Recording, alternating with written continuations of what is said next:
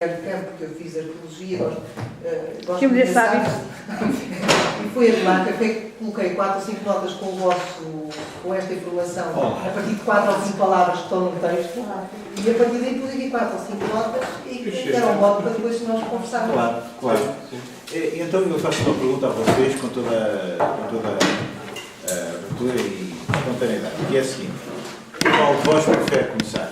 Pode ser eu. Pode ser É eu? indiferente. Ou não, Eu para mim é indiferente, por isso estão a ver. pode ser eu. Como é? Aliás, Isso é uma citação. Eu já agora, então se me permitem, dizia só o seguinte: já estás aí a gravar? Eu já. Pronto, dizia só o seguinte: a ideia desta sessão de arquivo, claro que se insere dentro desta sequência de história, memória, arquivo e museu.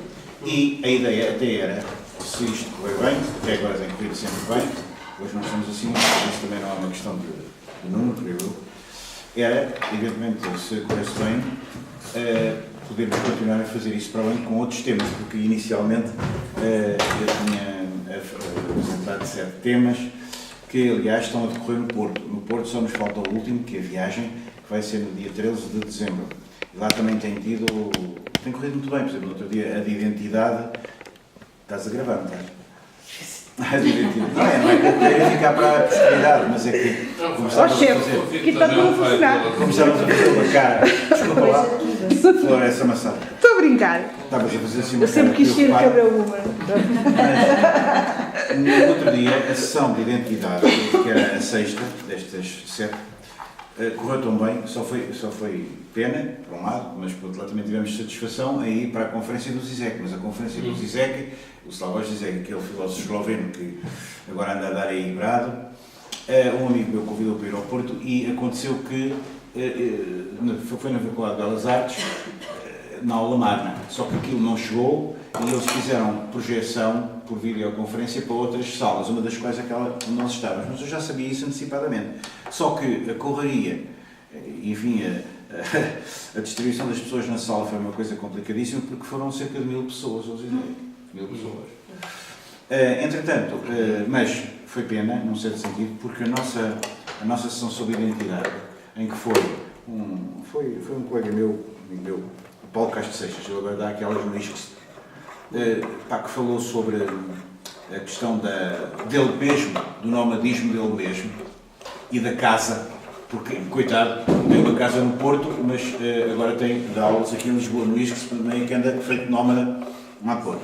E era sobre o problema, precisamente, das consequências identitárias que isso provoca, não é? Dessa constante nomadismo. Portanto, mas, apesar de isto estar tudo dentro deste timbre, digamos assim, da história, que é a minha área, a área que eu me licenciei, embora não seja propriamente um historiador, eu sou mais arqueólogo, claro,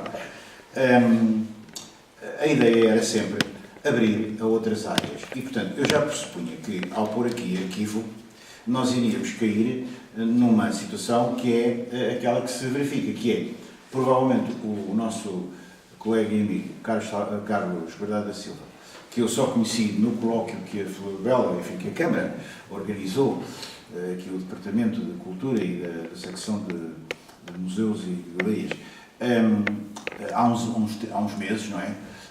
Só aí eu tive a oportunidade de ouvir e conhecer pessoalmente, já não tinha falado de si. Mas, entretanto, já sei que, sendo historiadora, vai falar do arquivo, naturalmente, como uma fonte de informação para a história, vai falar do que quiser. Mas, muito provavelmente, é nessa linha, como historiador, não é?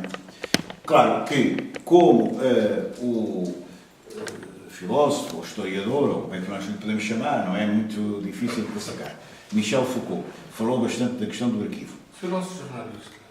Filósofo? Jornalista. Sim. Não, ele chegou a colocar essa hipótese, era um filósofo jornalista. Ele? Sim. Olha, não sei. Falou do sentido Mas do é um arquivo. filósofo, pronto. E eu até alinhavei, também gosto muito, quer dizer, não posso comparar aqui com um especialista de Foucault, não é? Mas, enfim, também alinhavei aqui umas notas porque sempre gostei bastante do Foucault.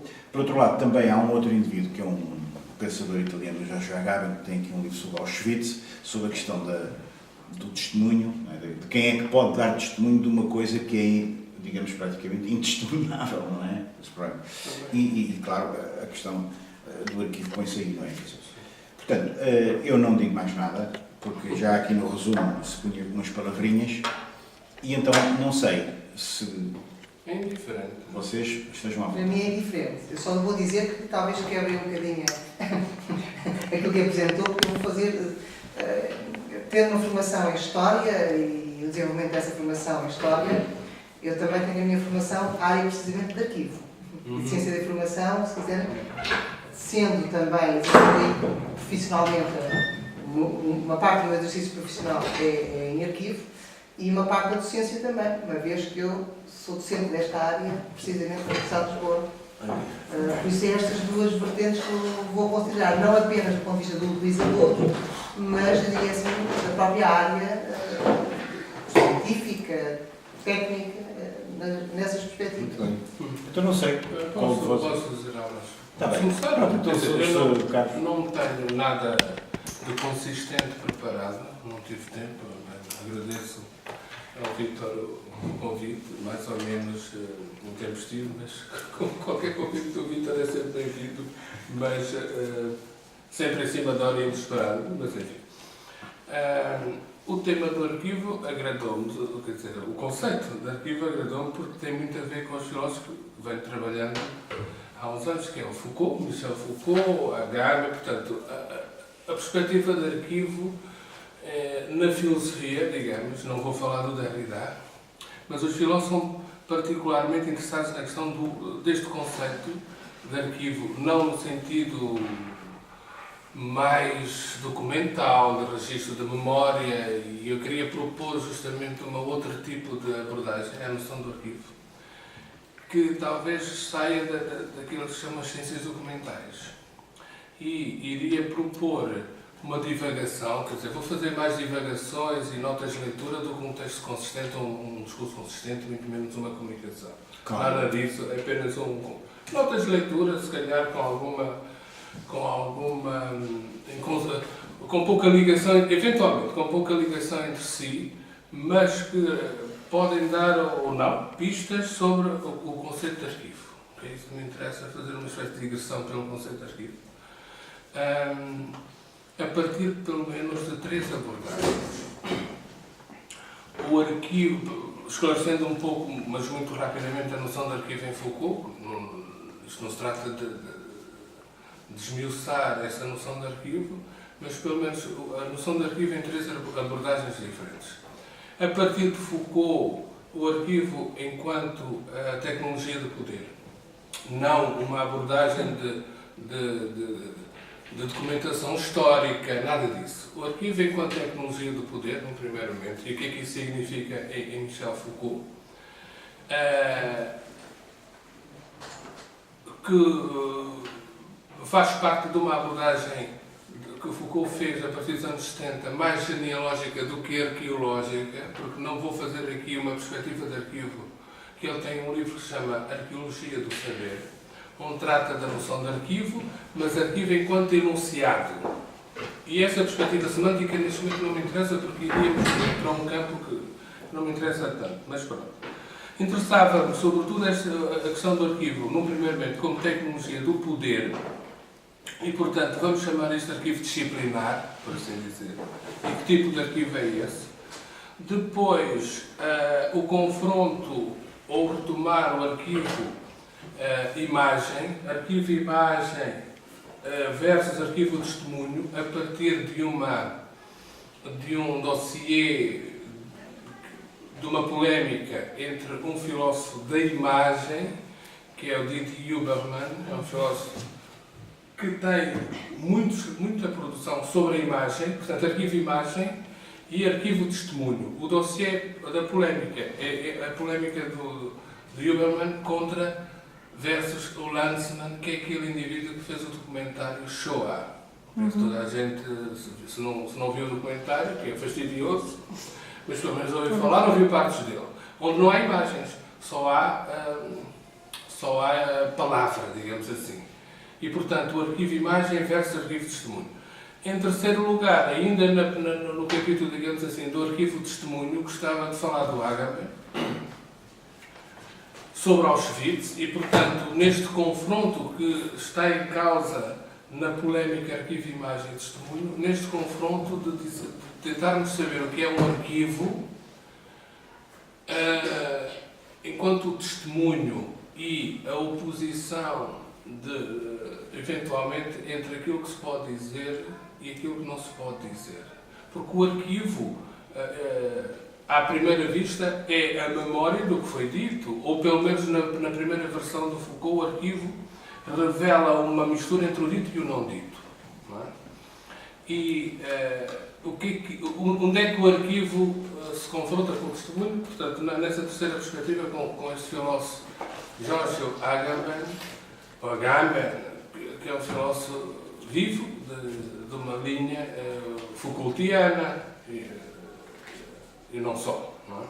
Portanto, no primeiro ponto, o arquivo como tecnologia de poder. O arquivo como tecnologia do poder, neste primeiro momento, é sobretudo alinhavado pelo Foucault na perspectiva daquilo que ele chamou poder disciplinar. E, portanto, o arquivo funciona aí como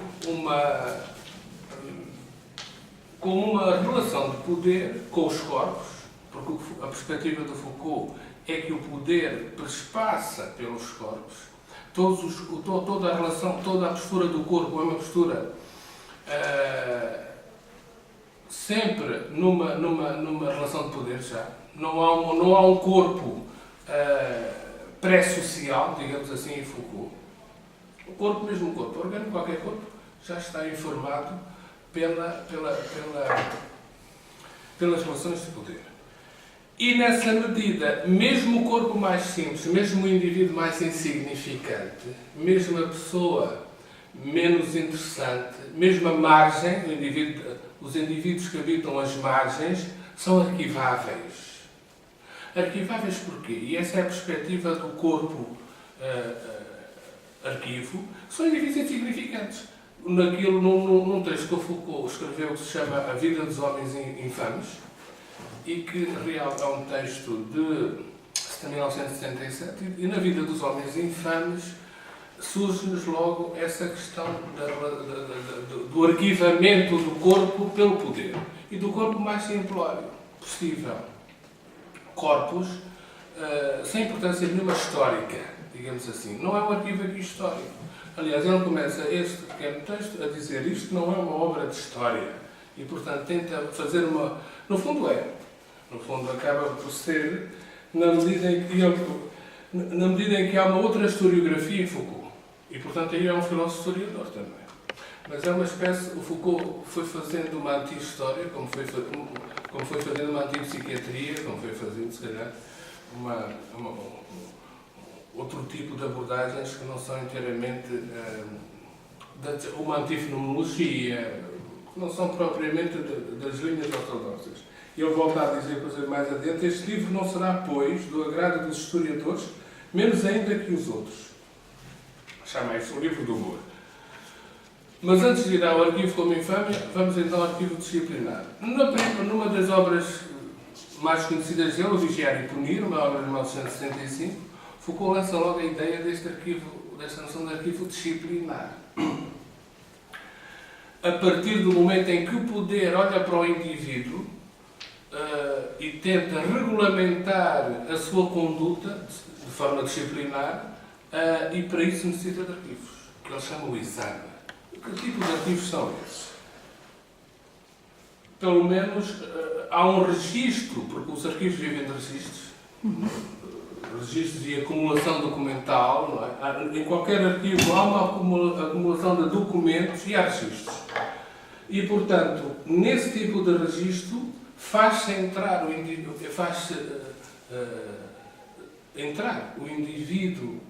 num campo de visibilidade. Porque o arquivo disciplinar é fazer entrar o indivíduo num campo de visibilidade. E resta saber que visibilidade é esta, que ele chama o exame. Há uma objetivação do indivíduo, a arquivar, digamos assim, mas também a disciplinar. E nesse arquivo disciplinador entra aquilo que Foucault, como muita gente sabe, entra aquilo que Foucault chamou poder saber. O registro dos indivíduos é um registro simultaneamente de controle, mas também de produção de saber. É um registro simultaneamente político e epistemológico. Basta ver de uma coisa que eu vou falar mais à frente, do arquivo dos loucos. O louco é aquele que é mais insignificante para a sociedade e sobre ele fizeram-se arquivos intensos. Não é? Desculpa, disseste que é um arquivo, é um registro simultaneamente político e, a segunda palavra não percebi, para ser um fenomenológico, não. Epistemológico. Epistemológico, a formação de um saber. Claro. A formação de um saber. E, portanto, não se trata aqui de produzir arquivos inocentes, digamos, mas sim produzir, colher informações, digamos, para disciplinar os corpos e para produzir um saber sobre esses corpos. E, portanto, é todo um arquivo minucioso das condutas que ele diz, em Vigiar e Punir. O resultado desse arquivo, com detalhes e minúcias, constitui-se ao nível dos corpos e dos dias. É evidente que aqui o objetivo deste arquivamento, digamos, ou deste arquivo é vigilância, não é? Não vou falar agora do panóptico, não vou falar nada disso, mas há todo um sistema de arquivo e de vigilância nessa constituição desse poder da escrita, que eles chamam poder da escrita. Quais são essas técnicas deste arquivo? Diz ele, em três exemplos. Voltando à minha frase, o que quero aqui ilustrar é que o arquivo fornece uma forma de controle e uma epistemologia. E, portanto, o problema, diz ele, era esse o problema do exército. Qual é o problema do exército? Importava encontrar os desertores, evitar as convocações repetidas, corrigir as listas fictícias apresentadas pelos oficiais, conhecer os serviços e o valor de cada um, estabelecer com segurança o balanço dos desaparecidos e mortos. Portanto, o arquivo do exército. Depois, o arquivo dos hospitais. E sobre isto há uma infinidade, podia-se fazer todo um colóquio inteiro sobre o arquivo dos hospitais e, sobretudo, a questão do hospital psiquiátrico que me interessa aqui. Uma vez que o Foucault tem um curso de 1974 que se chama o Poder Psiquiátrico. E o Poder Psiquiátrico não se constitui sem um arquivo. Veremos, daqui a pouco vou falar um bocado desse tipo de arquivo que emerge no Poder Psiquiátrico.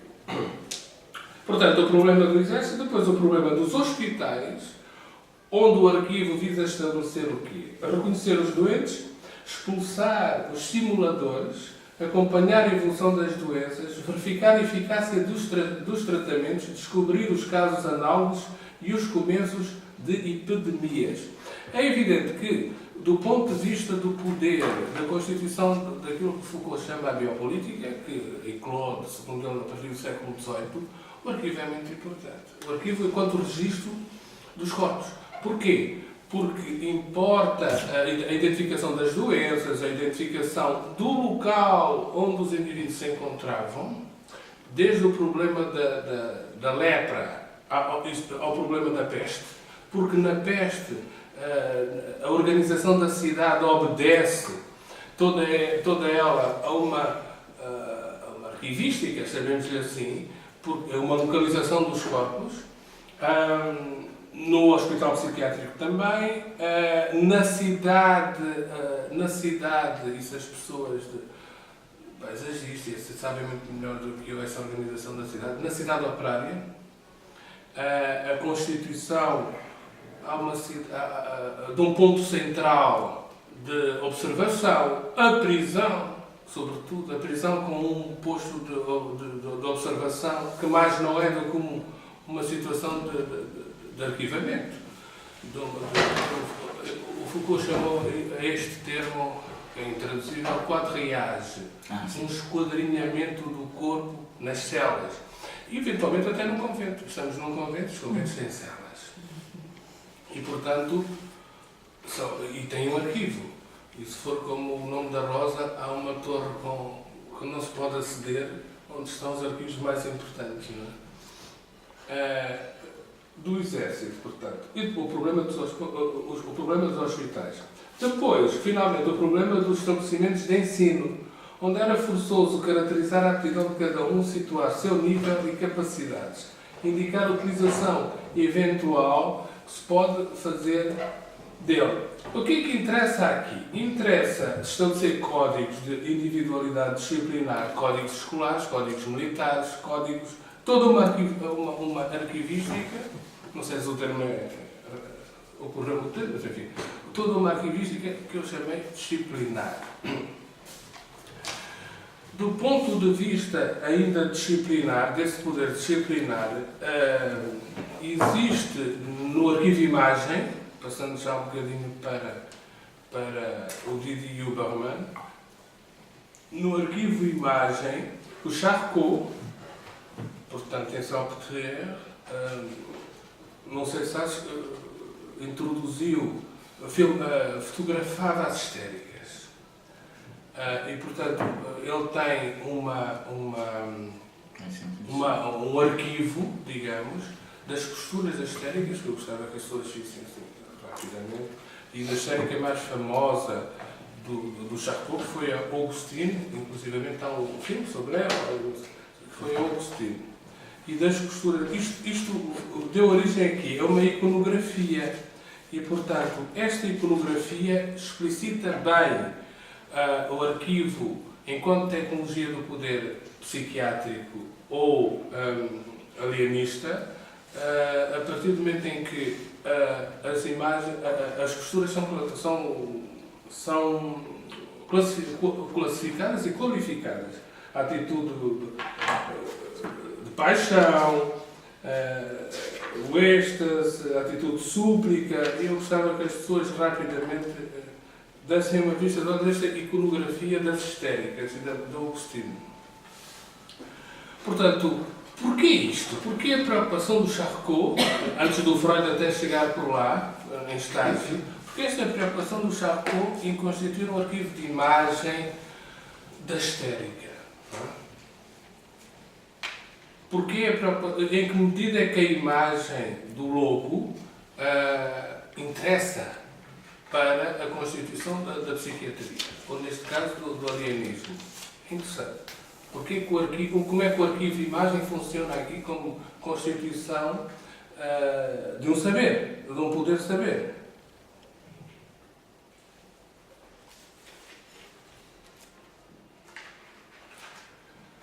E mesmo a partir do arquivo de imagem, e não só, aliás, voltando atrás, deixando ainda o arquivo de imagem, voltando para o arquivo desses corpos a controlar, eu falaria muito rapidamente, voltaria muito rapidamente àquele texto da Vida dos Homens Infames, para dizer do que é que isto se trata. Do que se trata aqui é de um arquivo histórico sobre queixas de particulares, pessoas particulares completamente insignificantes, que faziam queixas aos poderes da altura sobre pessoas em comportamento, digamos, incorrigível, frades, apostas, queixas. Estas queixas, estas pequenas novelas, digamos assim, de cotidianos sem importância nenhuma, foram reunidas na biblioteca, o Foucault descobriu-os na Biblioteca Nacional, e estas queixas chamam-se as lettres de cachet. As lettres de cachet, que no fundo são queixas sobre familiares.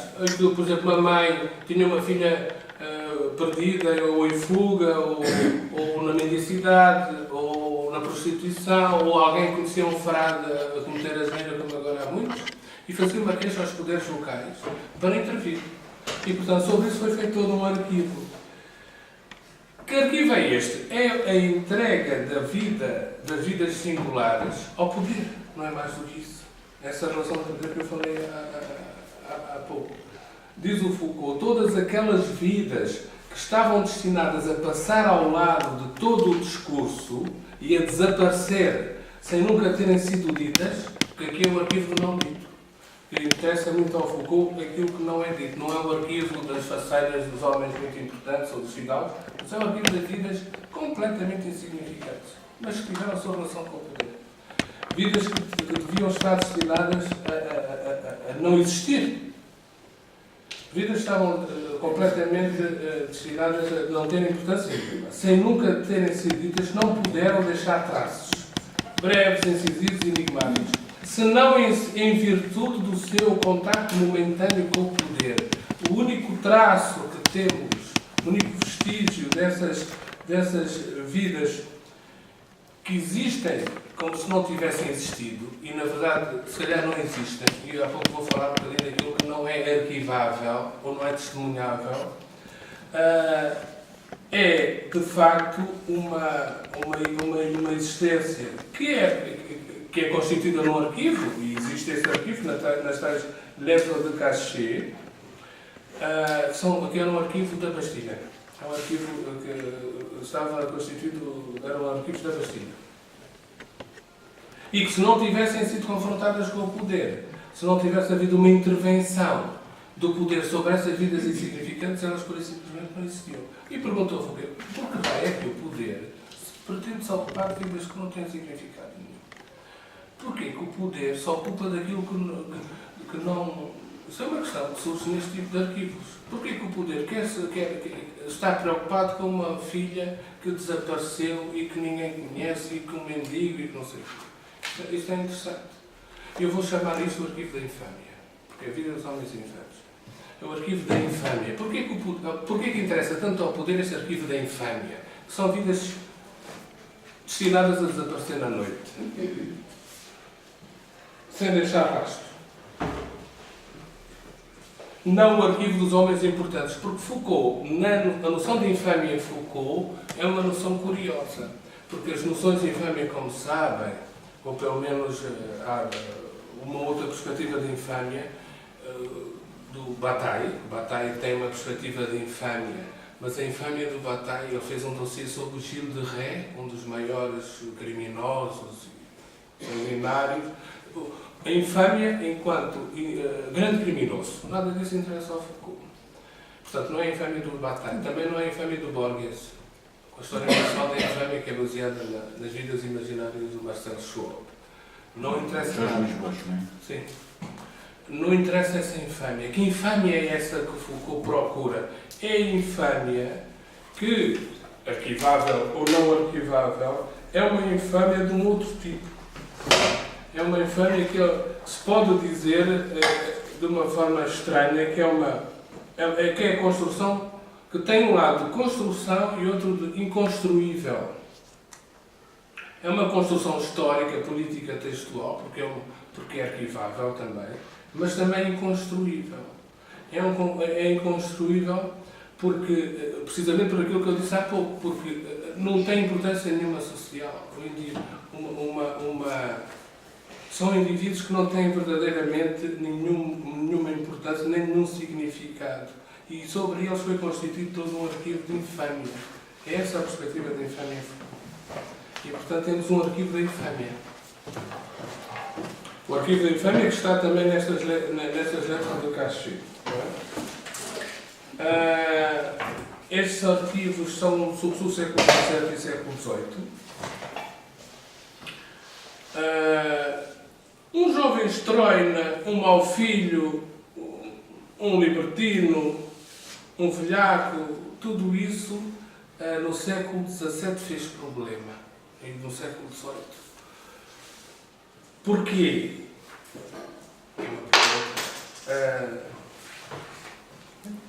Porquê que isto fazia problema? E ainda mais, porquê que isto fazia problema ao olhar do poder, ao olhar a pedir uma intervenção do poder a este nível? Não sei se já me estou a alongar muito ou pouco, mas passaria rapidamente então para o arquivo imagem e testemunho. Gostaria de fazer uma pergunta, não sei se posso. Posso parar aqui, ou retomar depois o arquivo de imagem e o arquivo de testemunho, ou fazer-se agora alguma pergunta sobre esta questão do arquivo... Deixa-me só fazer uma pergunta, que como isto é informal, claro que depois acho que podes continuar perfeitamente e agradecemos. esse interesse do Foucault pelo estudo da infâmia ou desses tais indivíduos que ficariam sempre na noite da história, quer dizer, que não passariam à memória do futuro, claro, não será precisamente dentro da ideia do biopoder que distingue a modernidade da pré-modernidade, que é o biopoder não pode deixar escapar, em princípio, não é? Nada. Ou seja, para caracterizar a razão, não é? Para definir o que é a razão, ela só pode ser definida pela loucura, não é? Pela ideia da não-razão, não é? E para definir o cidadão, não é? Correto, não é? Precisa da sua face, digamos, oposta, que é exatamente o crime, ou o criminoso, ou pelo menos o infame, ou o não disciplinado, não é? Ora, se exatamente a sociedade moderna é uma sociedade da racionalização e da totalidade, não é? Sobre o conjunto da população, não é? Na verdade, visto que o poder se exerce sobre a população entendida como um conjunto de indivíduos, não é? E, portanto, deixa de haver a emanação da fonte de poder a partir da transcendência, a partir de cima, que depois passa ao soberano. O soberano, de certo modo, representa essa mesma transcendência, mas passa a ser uma coisa imanente, a partir de baixo, o chamado povo, que é uma coisa que também serve para todas e quaisquer narrativas.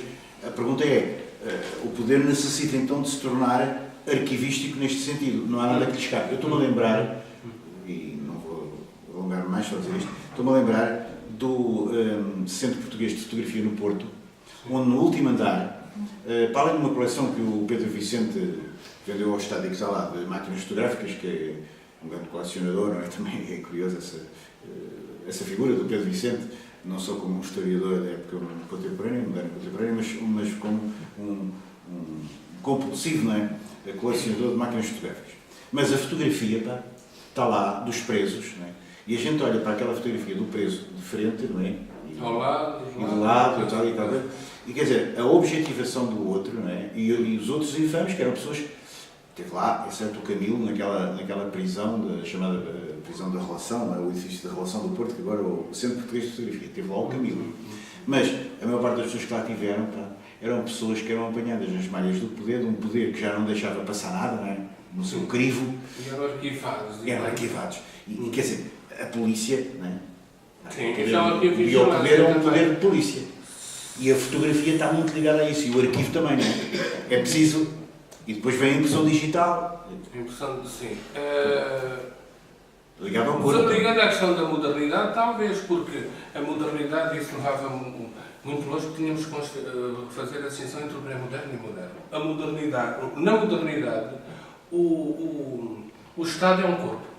E, portanto, desse corpo a conservar, digamos assim, longe já da transcendência, tem que haver uma constituição do saudável, eventualmente, e da conduta saudável, portanto, o degenerado, o incorrigível, o criminoso, tudo isso seria de eliminar e de arquivar. Mas arquivar para vigiar. E, portanto, normalizar.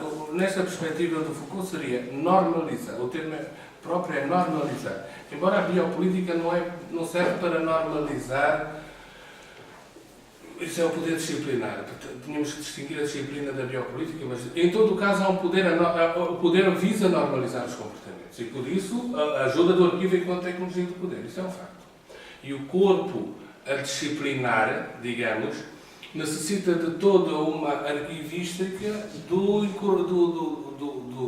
daquele que está fora da comunidade, porque é a única forma de se constituir uma comunidade. Falaremos disso a propósito aos Auschwitz. Porque realmente, se há uma sociedade a preservar, a conservar e a preservar, importa saber quem são aqueles que devem ser excluídos. E sobre esses que devem ser excluídos, é bom constituir um arquivo. E desde logo também um arquivo epistemológico e político. Basta saber que com a modernidade, por exemplo, o nazismo, mas não só, com a modernidade e com o modernismo, com a eugenia social, há toda uma necessidade de afastar o corpo social não saudável. chamemos assim, ou patológico. Por exemplo, da raça, na questão dos nazis, mas não só. Todo o corpo patológico que importava exterminar na Europa, quem são eles? Os deficientes, inclusivamente. Os deficientes. Quais são as formas de eliminação? Já não vamos para o extermínio, mas a esterilização, por exemplo, utilizou-se muito, é uma técnica totalmente biopolítica. Esterilizar as populações que importa afastar. Os alcoólicos, os degenerados, os doentes disto, os doentes daquilo. As leis de esterilização são dos Estados Unidos, da Europa do Norte, que agora parece ser o maior exemplo de todos, mas enfim, também tem a sua biopolítica. E depois chegamos ao extremo do nazismo, em que o arquivo nazi já é outra coisa, falaremos mais adiante. Mas sim, concordo que na modernidade o arquivo como tecnologia do poder é muito importante para conservar esse corpo, esse corpo-população, porque era uma visão orgânica também, que está em causa. E não uma visão... É uma visão secular, secularizada. E, portanto, o arquivo aqui funciona como uma tecnologia de purificação, chamemos-lhe assim. Não de testemunho, nem sequer de memória, porque a questão do arquivo enquanto memória não está aqui em causa. Não se trata aqui de uma memória, mas mesmo de uma aplicação tecnológica do poder. Hoje em dia existem arquivos que às vezes são desconhecidos das pessoas, mas que são formas atuais do arquivo enquanto poder, que é o arquivo do ADN, o arquivo que eu chamaria arquivo do genético. Chamaria, não, existe mesmo. Há arquivos que estão sendo feitos. Ou seja, por exemplo, presos. Pessoas que são presas e que se retira ADN de cada um, ou pela saliva e não sei o quê, para se constituir um arquivo de suspeitos genéticos. E esses arquivos de criminosos ou de terrorismo, por exemplo, são úteis para controlar e para vigiar toda a movimentação, mas também para constituir, e estão sendo feitos, com a seguinte agravante. Por exemplo, no Reino Unido não é necessária a autorização do preso. Ele está lá, pegam no copo e arquivam no ADN. Ele não sabe. A lei portuguesa obriga a que haja consentimento. Não é? E chamaria isso arquivo dos suspeitos genéticos. É também um arquivo da infâmia. Porquê? Porque um terrorista tem o seu perfil genético arquivado, digamos assim, e sobre ele incorre uma vigilância posterior. Que no Reino Unido nem ele sabe que está sendo arquivado. Que é tudo. Há uma lei, que eu não trouxe, nem interessa, mas há uma lei que obriga a que se peça o consentimento. Você quer que o seu ADN, ou seja, diz que sim, ou não, autoriza ou não autoriza. Podemos passar para arquivos de pedofilia, para arquivos disto e para arquivos daquilo. Ou seja, para a constituição do arquivo da infâmia também. Com as implicações políticas que tudo isso traz. Porque isso trata-se aqui também não só de afastar o incorrigível. Imaginemos arquivos, os arquivos, a disponibilização dos arquivos dos pedófilos, assim, que é uma questão que esteve aí em polémica. É bom ou não é bom entregar às populações as listas de pedófilos? É uma lista, é um arquivo. Pois. É bom ou não é bom, etc. Portanto, há toda aí uma polémica de poder também, não é? E se me permite só dizer uma coisinha muito breve, que é a seguinte: eu sou de arqueologia, mas interesso muito por antropologia. E é interessante que as sociedades, ou associações, ou entidades que estudavam antropologia, mesmo nas universidades, quando isso começou a introduzir, porque durante muito tempo, sei lá, a antropologia social, ou a antropologia cultural, nem sequer tinha lugar na universidade, não é? Porque eram estudos primitivos, os primitivos não eram dignos de estudos. Mas, de qualquer maneira, a antropologia claramente surgiu também ligada à caracterização do outro. Esse outro é o criminoso, é o infame, mas ou também é o louco. uma antropologia, uma a antropologia como ciência humana do poder. Exato. Até porque os nazis utilizaram uma antropologia nesse sentido, e o lombroso, o colonialismo, Eu creio que os arquivos o coloniais. Foucault fala mesmo da máquina antropológica, não é? Na máquina antropológica é a Gambana que fala É o isso, Gambana, não é o Foucault. Mas vai na linha do Foucault. A máquina antropológica dos modernos, que é assim que ele diz, no... Quer dizer, a própria criação de homem. No aberto, l'aperto, l'homo e l'animale, o que é a máquina antropológica dos modernos, senão a constituição de um arquivo da degenerescência? É isso. É que estávamos a falar há pouco. E, portanto, há uma utilização arquivística do saber também para classificar as pessoas. Eu nunca mais me esqueço, desculpa, para dar um aspecto mais coloquial, enfim, qualquer outra pessoa que intervir, estamos aqui num ambiente de informalidade. Eu nunca mais me esqueço de uma coisa que me atarantou profundamente, é quando eu fui para o Porto em 75, depois de Abril, depois do 25 de Abril, fui para o Porto em 75 e qual é o meu espanto? Quando eu ouço um professor da Universidade da Faculdade de Ciências, não é? Uma pessoa que tinha lá um certo poder, não é? Depois, entretanto, reformou-se, já era muito velhote, não é? É pá, que eu não vou dizer agora o nome, por uma questão que está a ser gravada, é chato, dizer-me assim, os pretos são inferiores, mas isto à frente, quer dizer, ou melhor, à saída da Faculdade de Ciências e a pessoas a passar, fiquei sem saber onde é que me havia de meter, eu e aliás um amigo meu, não é? Os pretos são inferiores, eu fui-lhes lá meter os crânios. Quer dizer, uma antropologia colonial. Isso é uma antropologia colonial. Típica da escola do Porto, na certa altura, que se criou lá. E sobre ela, se calhar, havia imagens. Pois. Toca a medir. Tal como se fez com os judeus, por exemplo, e com os lobos também. Aqui no caso é as histéricas. As histéricas, com os criminosos. As histéricas, a iconografia das histéricas é mais interessante porque precisamente a histérica não é um louco. Há de facto, desde os primeiros, desde o século XIX, eles desenhavam. O arquivo do louco era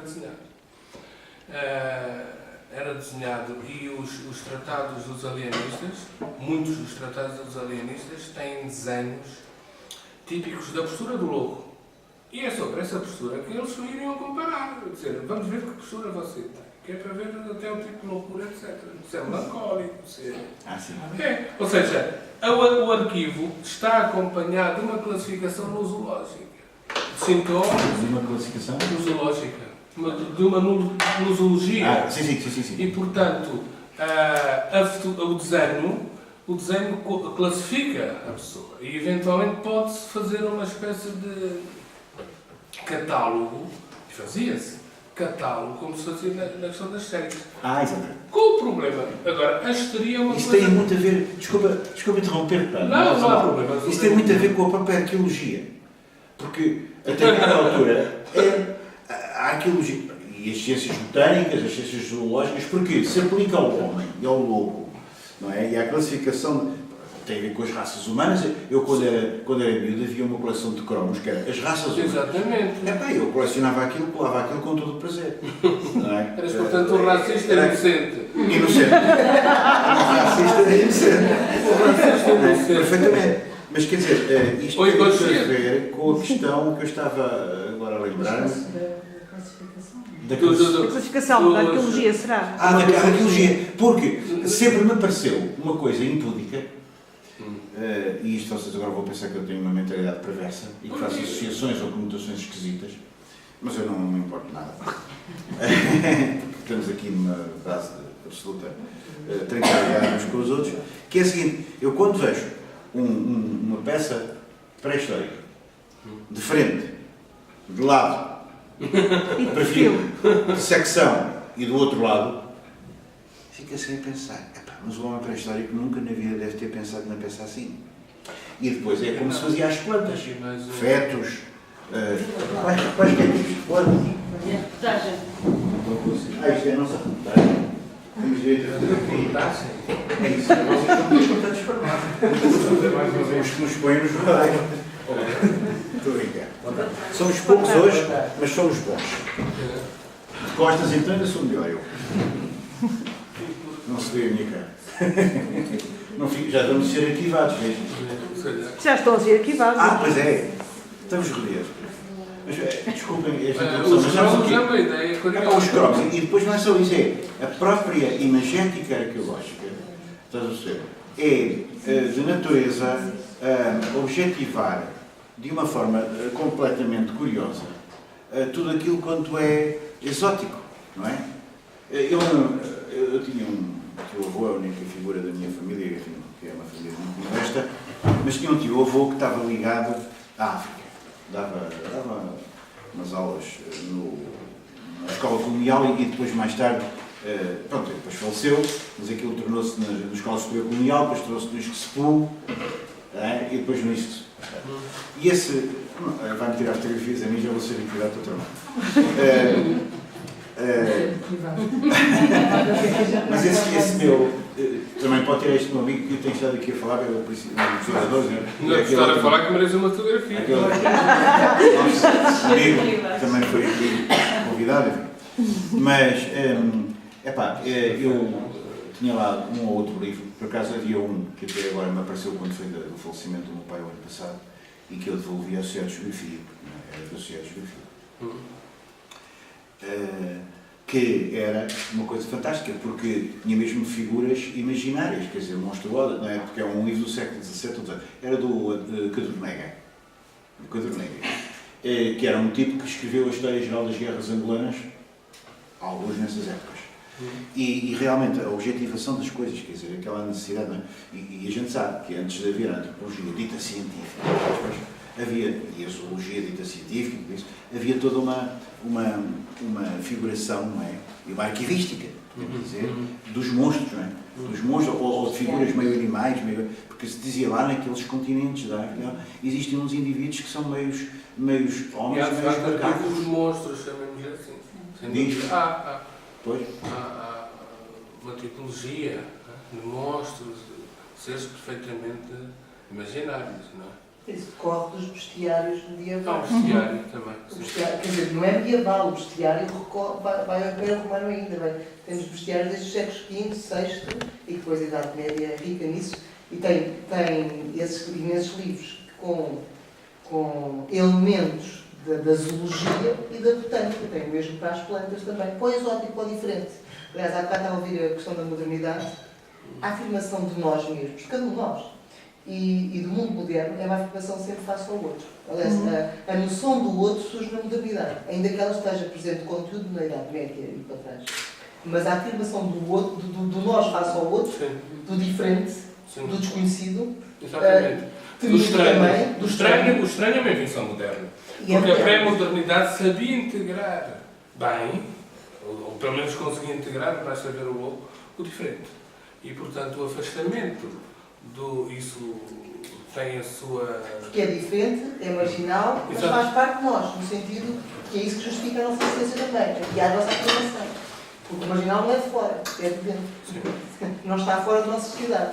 Está à margem do que são os costumes, as regras, eu diria assim, um ideal, um modelo, não é? Um modelo de indivíduo, um modelo societal, se quisermos, de grupo, e é isso que é a margem, mas faz parte de nós e ajuda a afirmar o nós, o eu e o nós. A contraposição. E emerge aí no meu tema, não vou falar, que é o meu tema central de estudo, emerge aí uma imunologia, ou seja, uma erradicação do outro para a constituição do nós, não é? E essa imunologia política, digamos, o paradoxo dessa imunologia é que esse outro também somos nós. E é provavelmente uma parte de nós que está sendo erradicada, não é? Primeiro de tudo, é sempre uma construção nossa. O outro é sempre uma construção nossa. Sem dúvida. Essa coisa lembra-me um conceito de Lacan, embora eu domine mal o Lacan. Talvez com Lacan. Não, pá, eu venho aqui, eu não venho com nada, é o que vem à cabeça. Sim. Que é a ideia de extimo. que é, simultaneamente, qualquer coisa que é exterior, é uma palavra que ele como se sabe, o psicanalista fabricou uma quantidade incrível de termos, e um deles era esse de Agostinho, que era precisamente uma mistura de íntimo, antima, e de exterior. Quer dizer, é aquilo que, digamos, eu sinto como íntimo, mas ao mesmo tempo como extremo da minha intimidade, não é? Como outro de mim, não é? Digamos assim. Isto a partir daquela ideia, obviamente, moderna, a partir de Freud, a partir da psicanálise, da consciência do ser dividido, não é? A consciência do homem moderno, do sujeito moderno, que é sempre um sujeito dividido, quer dizer, um sujeito autoflexivo, mas sobretudo um sujeito que sobretudo com a questão da consciência de que ao falar, não é? Ao falar, se divide a si mesmo, porque a sua voz soa-lhe como uma voz de ventríloco. Ventríloca. Porque quando nós falamos, nós ouvimos um som. Por exemplo, neste momento estou a falar, estou a dizer qualquer coisa e estou a olhar para as vossas caras, para as vossas expressões, a ver se têm sentimento ou se, pelo contrário, há alguma rejeição, no sentido de dizer este é maluco, ou este não está a dizer coisas corretas, ou este está a dizer umas coisas disparatadas, deixa-me cá ver se calamos este indivíduo. Não sei se me estás a entender. Em todos nós existe essa coisa, essa linguagem também gestual, etc. E realmente é interessante isso, não é? Quer dizer, essa coisa extremamente, digamos assim, sensível, subtil, que é esta na interação humana, até inclusive no fenómeno da transferência, quando um indivíduo está a falar. Não é psicanálise. A única experiência que tive, como já disse, foi um ano em que frequentei uma psicanalista pelo gosto, pelo interesse, pela curiosidade que tinha de ter essa experiência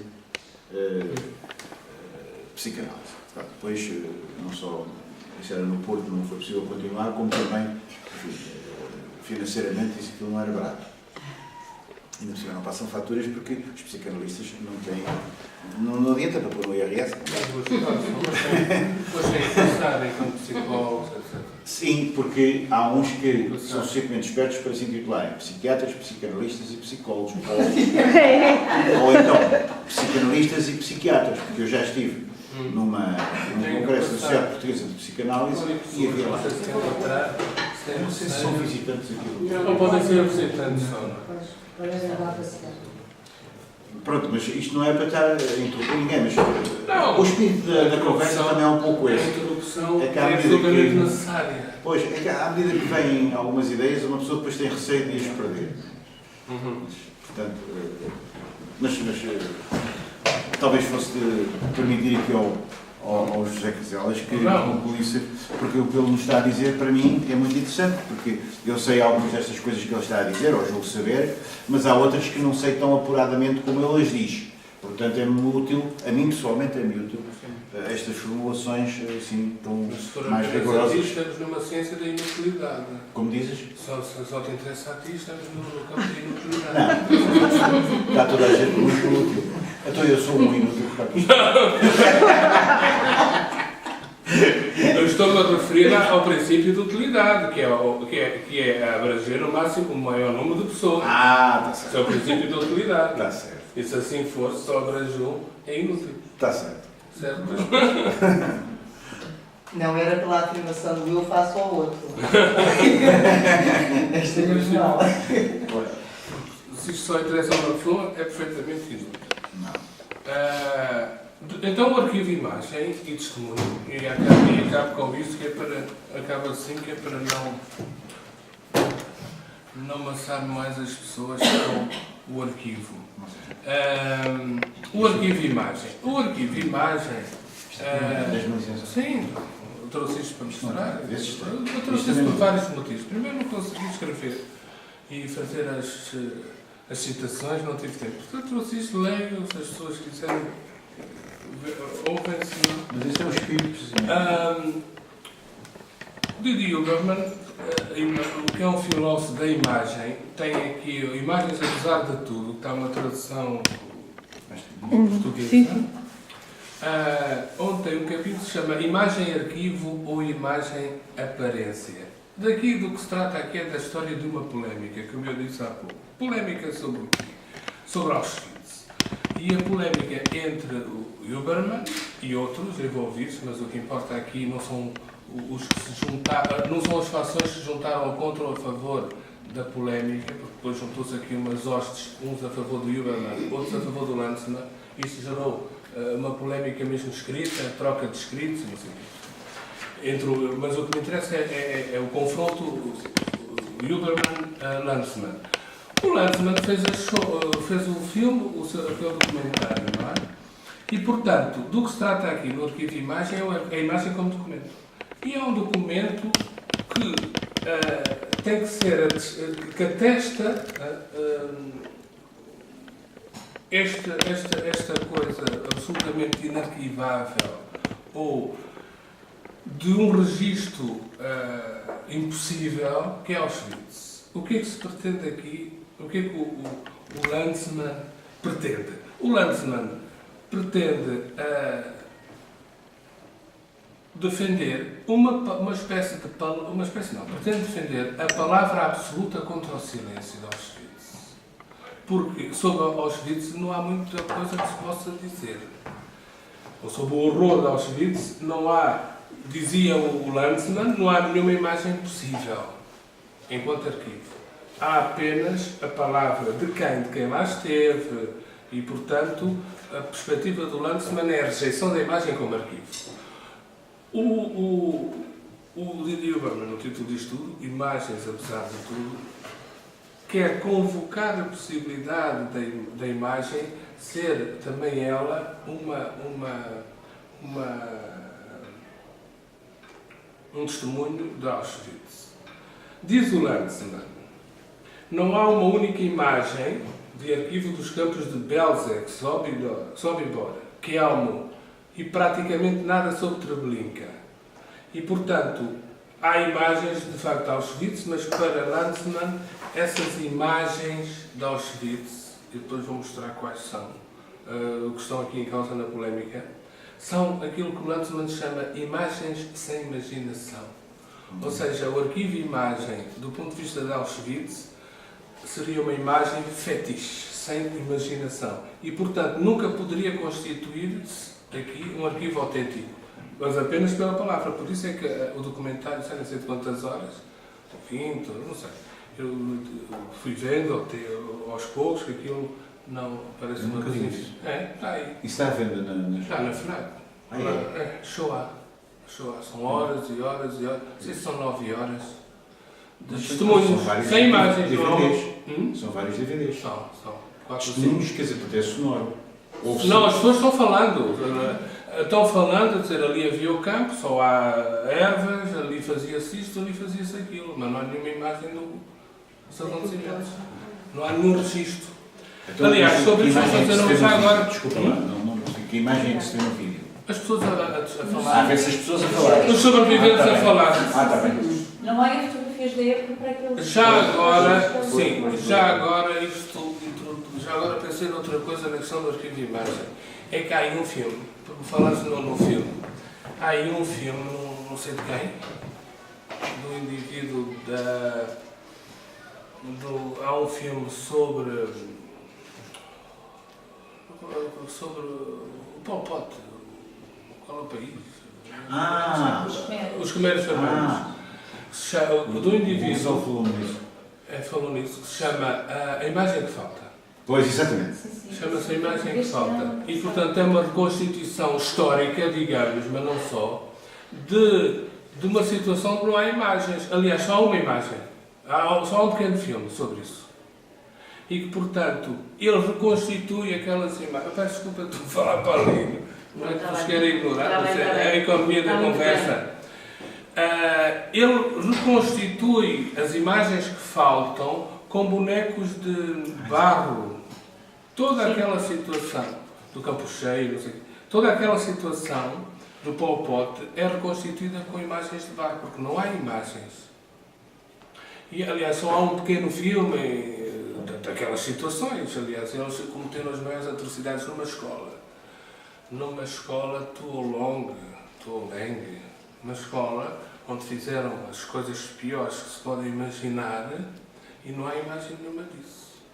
Não há nenhum arquivo de imagem. Portanto, isso é bem interessante, porque a imagem que falta, e no entanto, há uma busca obsessiva dessas imagens que faltam e que teriam que eventualmente existir. Pronto, portanto, o arquivo em Auschwitz, o arquivo de imagem. Digo, para o Lanzmann, a imagem, o Lanzmann e os seus acólitos, digamos, não aceitam a imagem como prova de Auschwitz.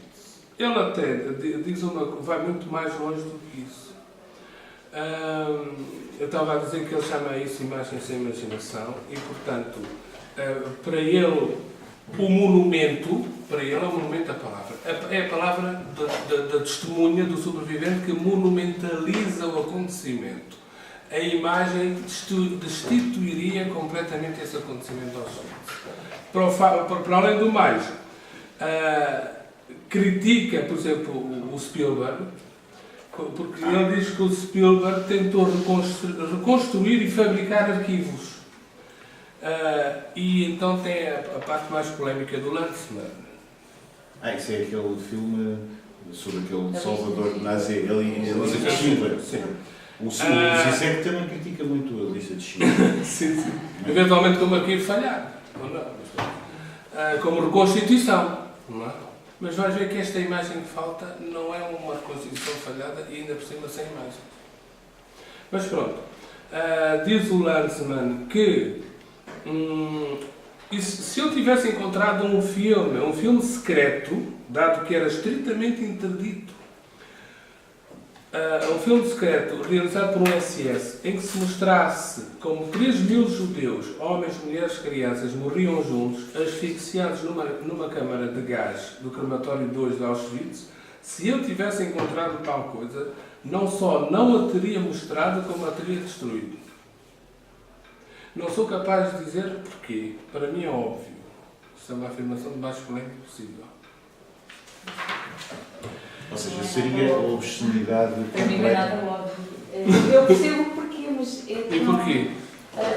por esta via, pela obscenidade completa e pela pornografia até extrema desta descrição. Só se fosse por aí é que eu via isso. Mas toda a descrição, acaba não por ser- imagética, acaba também, por mas ser. não é essa a perspectiva do Lanzmann, é todo o caso. Então, Porque a não descrição consigo- também é totalmente Sim, obscena. sim. A descrição Então não das consigo perceber testemunhas. porque é que ele, se tivesse o filme na mão, destruiria. Não consigo. Porque ele considera que a imagem não dá, do ponto de vista do acontecimento, digamos, não dá nenhum. Não tem tudo. Não ter tudo. Falarei disso na imagem, no testemunho integral. Não dá nunca. Para já não havia muitas imagens.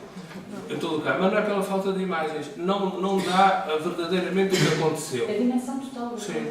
sim. Então, Não é pela oportunidade de mostrar mais, mas por mostrar menos. E se calhar isso passa-se um bocadinho com o excesso de imagem que nós temos hoje. Hoje, há umas décadas para cá, em que Sim, se muito tornou interessante. banal É um bocado estarmos ao fácil. telejornal a ver pessoas que morrem na rua e essas imagens que se tornaram corriqueiras, não é? Tornaram-se banais, deixam talvez de transmitir a totalidade do acontecimento. Porque se tornaram corriqueiras. Se for por aí eu percebo, com a sua explicação já consigo perceber. Hoje assim, porque eventualmente, ou não sei. mas banalizaram, porque deixou de ser chocante, ou continua a ser chocante, mas já é tão comum que se calhar as pessoas já nem reagem bem perante aquilo que estão a ver. Tu vês cá, por exemplo, quando vês os prémios de fotografia, que vejo muitas vezes a fotografia, nós vamos a ver as fotografias, Sim. absolutamente para nós vemos-las com a sua vertente estética, e se calhar não é ética, e há ali uma fronteira perfeitamente Mas, por diversa. exemplo, aquelas fotos do World Press Photo é uma denúncia bastante importante. Não sei se esvazia, mas é uma denúncia. O Lanzmann diria que não, por exemplo. Diria que Banaliza, apesar de mas não é pela questão da banalização. Quando não há imagem, depois nós vamos construí-la, né? Como aconteceu no exemplo que estava a dar pelo Pop. Portanto, Nós temos essa necessidade, quanto mais não seja para a denúncia. E nós construímos a imagem só de ouvir o relato. Isto tudo depende da perspectiva em que nós estamos na questão, não é? Sim, mas Sim, só que ouvir a um imagem mental. sobrevivente a relatar o que passou, mesmo não estando a ver o acontecimento em si, nós temos a capacidade de, na nossa interpretação daquilo que estamos a ouvir, construir aquilo que ele Sim, viu. mas levado ao extremo, não havia testemunhos do passado. Sim, Não há um sim, não há único imagem, testemunho do claro. passado que reconstrua ou reconstitui esse passado. Porque os vistos Por isso, precisamos dele, é um precisamos argumento, deles. se os argumentos são todos falíveis ou Este atacáveis, é, não é? este é um argumento de muito frágil. Sim. No sentido esse de que uma imagem só por si não é suficiente, pelo facto de não ser suficiente para demonstrar o todo de um momento ou de um passado ou de um acontecimento, não deveria constituir testemunho. Ora, todo o testemunho é apenas uma perspectiva desse passado, uma reconstituição imperfeita, um valor probatório imperfeito de qualquer acontecimento do passado, qualquer momento do passado. Desde que passou, nós nunca conseguimos São aprender a sempre totalidade. perspectivas, Sim. pontos de vista, reconstituições, parcialidades, Interpretações. são sempre relativos. A perspectiva do Lando diz? Se quisermos, todo o ato de conhecimento, todo o ato de objetivação, é sempre um ato de poder. E de reconhecimento. Lá está o tal relação entre o da saber e o poder, claro. E de reconhecimento. Se eu tento formular qualquer locução, qualquer frase, qualquer proposição, qualquer afirmação que seja aceitável, não é? Já estou, a priori, a pressupor que me integro num campo de aceitabilidade, isto é, de verosimilhança. E realmente, nesse sentido, há depois aquela questão do artista, por exemplo, do escritor, que procura a surpresa, procura proceder inclusive das vanguardas do século XX, não é? Que fizeram as coisas mais incríveis, foram o mais além possível, sei lá, os ready-made, isto agora passando da escrita para a imagem, por exemplo, ou para o objeto, não é? O Duchamp? Duchamp, não é? O que és do Duchamp?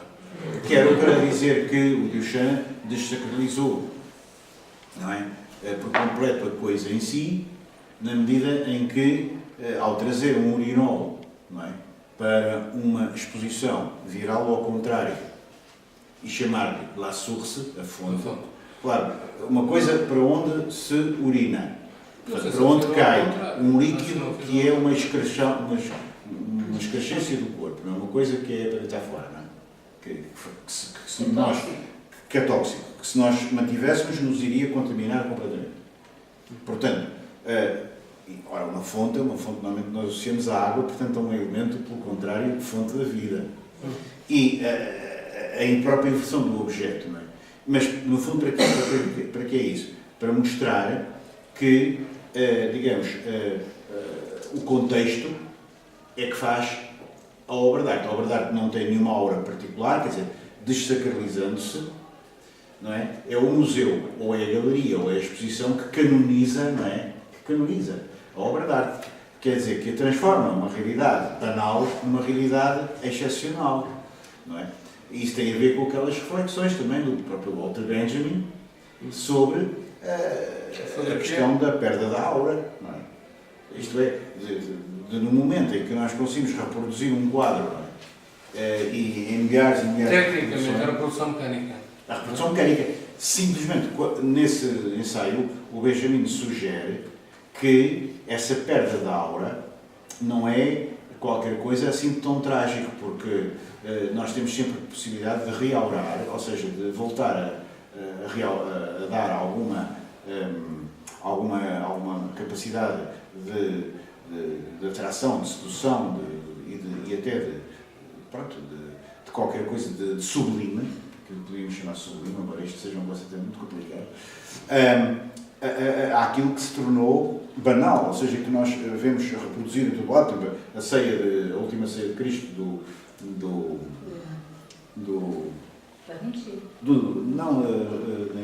Da Vinci, claro, depois há outra meio louca, há muitas, mas há outra meio louca, só do Dalí também tem uma, não tem, mas do Da Vinci, está reproduzida ninguém. milhões de vezes em milhões de casas, não é? Quer dizer, e depois as cores, os tamanhos, quer dizer, a banalização. Mas essa banalização da imagem, não é? Neste caso a imagem até é sagrada, como uma forma de intermediação entre nós e o transcendente, também tem a ver com a banalização do mal, não é? A banalização do mal de que nos fala na Arendt, creio eu, não é? Quer dizer, no sentido de que na nossa época mal e bem estão mesclados, não é? Estão mesclados a um ponto, porque lá está a velha coisa do nazi, que estava no campo a tratar de realizar aquelas operações, ou mandar aquelas operações, e depois ia para casa e era um pai de família, era um tipo que apreciava música clássica. Rodolfo Hess, em todo o caso, no cerne desta polémica, então, não é tanto pela banalização da imagem que o Lanzmann desqualifica. É porque ele acha que a palavra, que há um absoluto na palavra, que a imagem não dá, por um lado.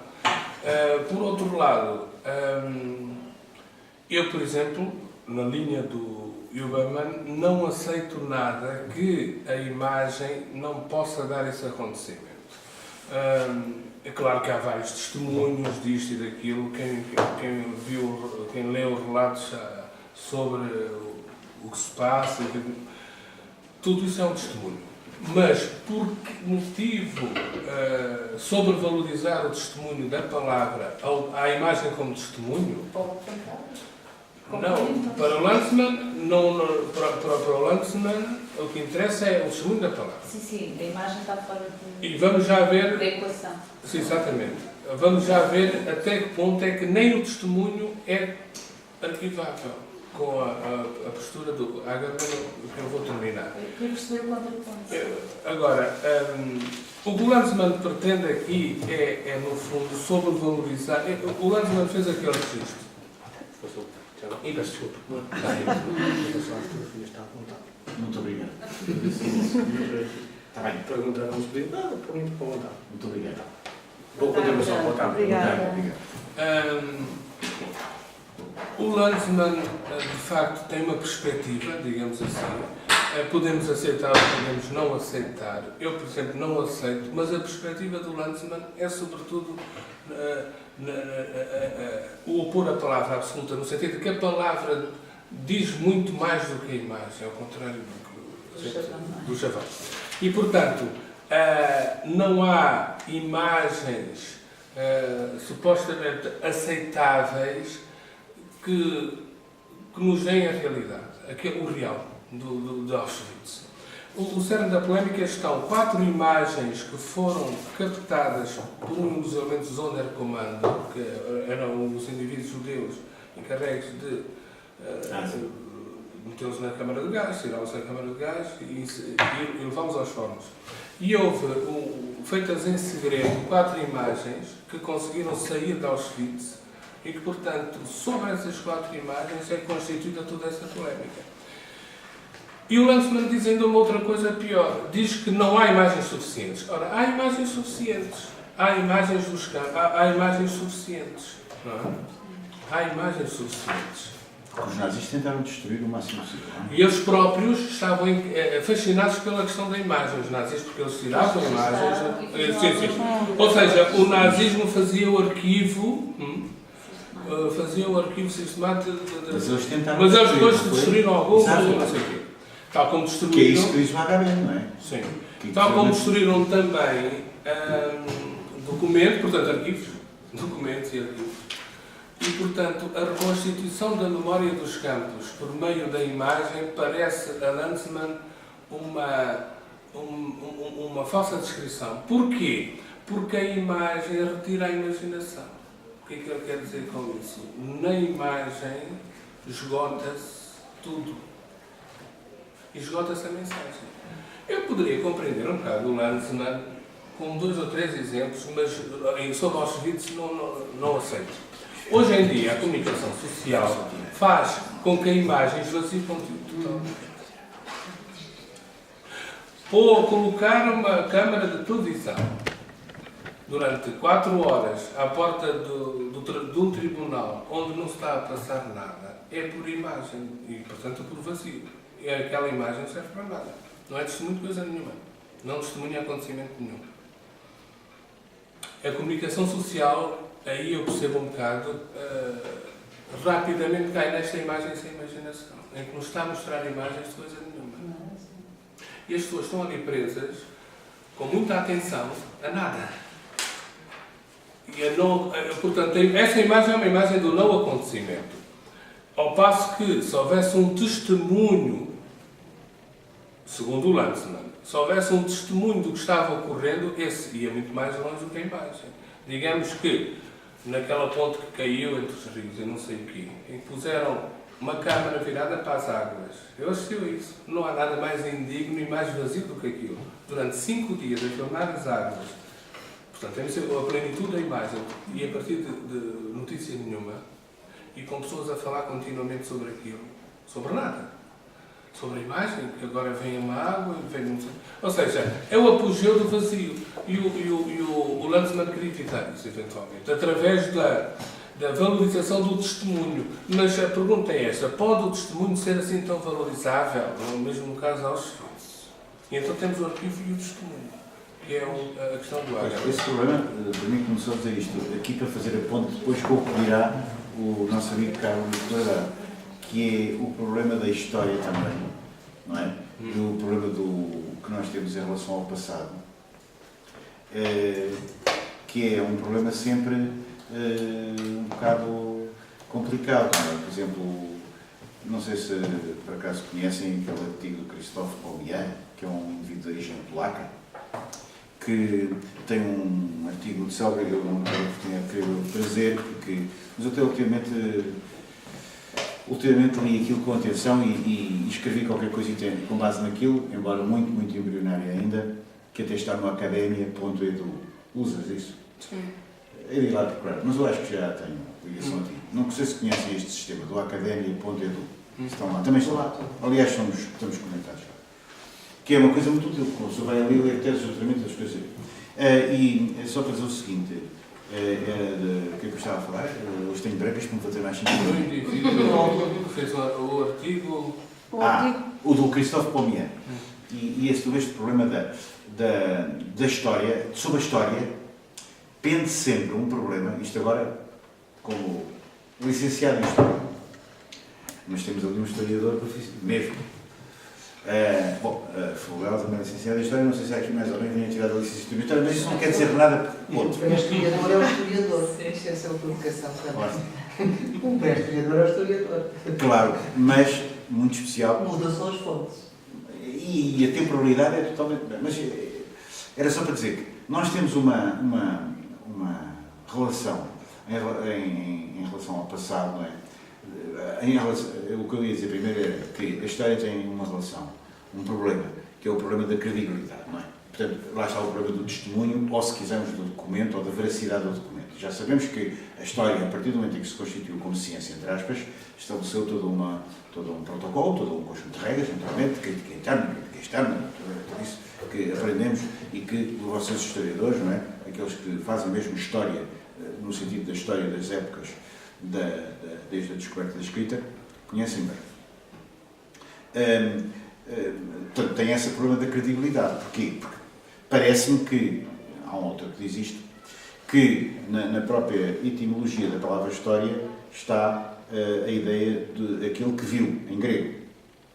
Não sei se é história, é o olho da história. O olho da história. Direto, aquele que viu, não é?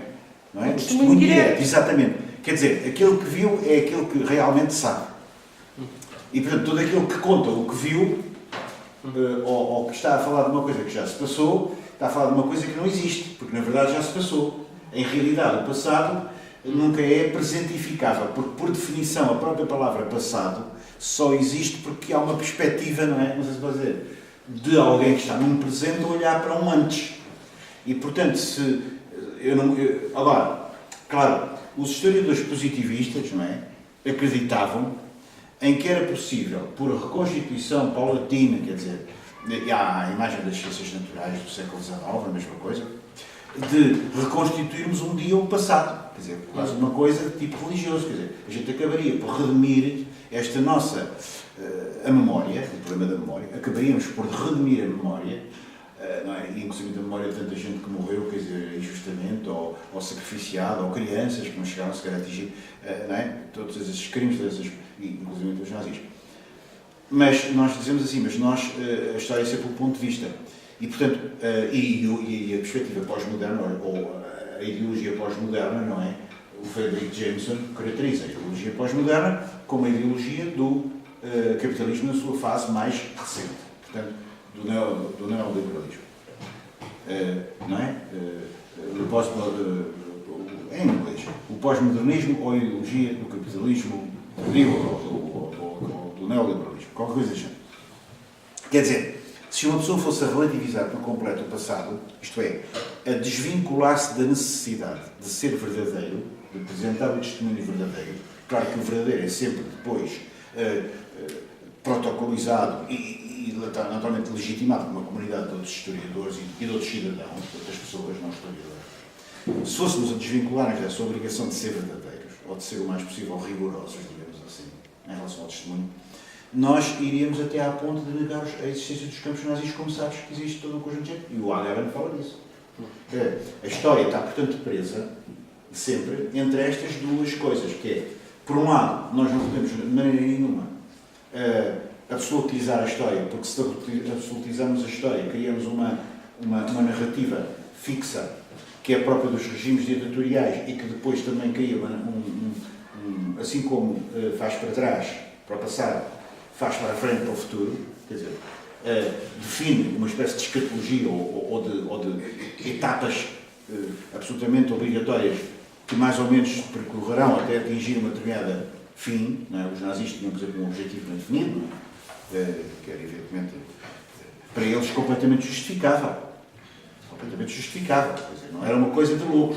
Quando as pessoas dizem o Hitler era louco, não era louco nenhum. Quer dizer, era um indivíduo perfeitamente normal. Normal. Eu diria normal no sentido de que, se formos a transformá-lo num louco, vamos, de algum modo, desresponsabilizar o nazismo, não é? Desculpabilizá-lo completamente. Ora, nós temos que o colocar como um indivíduo que estabeleceu um projeto. E esse projeto é um projeto, no fundo, de higienização, não é? Extirpar o tumor. E extirpar o tumor, naquele caso, é o judeu. Não sei se é um projeto de Hitler. Era um projeto de muita...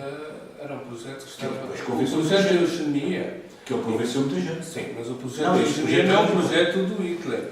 Existem hipóteses de eugenia em toda a Europa. Claro, mas o nazismo... Na Hungria, claro. Havia sociedades de eugenia, de purificação da raça, por todo o lado. França... Claro, mas repara, o nazismo poderá considerar-se como o levar às suas últimas... Não? Claro.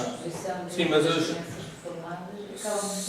Mas como procedimento sistemático... Não, mas não é isso. Agora, o que eu estava a querer dizer é que o nazismo... Estou a ligar a eugenia moderna no sentido... ligar às ciências. Ligar às ciências, portanto, à ciência da hereditariedade, às ciências do século... Sobretudo o que floresceu no século XIX, a partir do século XIX. Portanto, a eugenia é um projeto, não é do Hitler. No início do século, no fim do século XIX, era um grande projeto. De uma sociedade pura. Aliás, há uma obra que eu não me canso sempre de recomendar, que se chama, é do André Pichot, está traduzida em português, mas sempre não falei em francês, do André Pichot, que se chama A Sociedade Pura. E, portanto, nessa obra, A Sociedade Pura, está nas edições, no Instituto Piaget. A Sociedade Pura tem lá os... Talvez traduzindo também. Não sei, há uma tradução. Eu tenho em francês. Por traduzir mais uma vez. Agora, a Sociedade Pura não é uma visão hitleriana. A ideia de sociedade pura tem imensos...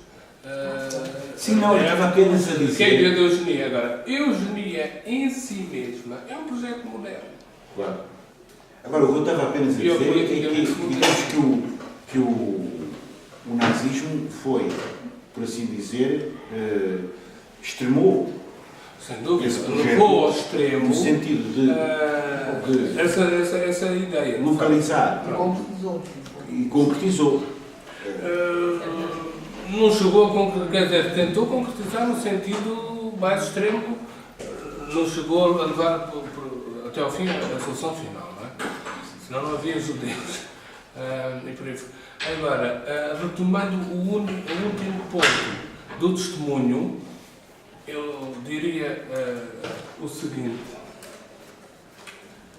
o arquivo e o testemunho é Agamben. Até que ponto é que, retomando Auschwitz, é que o testemunho, para além da imagem, ou a imagem como testemunho, mas neste caso o arquivo como testemunho,